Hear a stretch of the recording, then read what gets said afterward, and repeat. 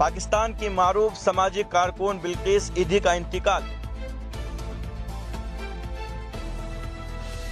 दहशतगर्दाना हमले में 7 पाकिस्तानी फौजी हलाक।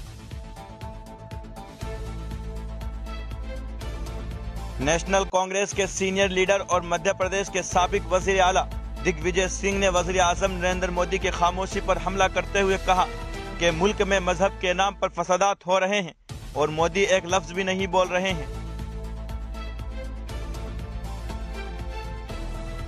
मस्जिद अक्सा में तशद्दुद, 60 से ज्यादा फलस्तीनी जख्मी।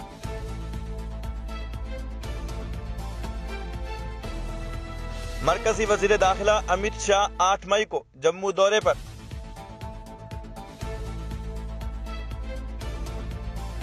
जिनसी हिरासानी के इल्जाम में टीएमसी रहनुमा को पुलिस तहवील में भेजा गया।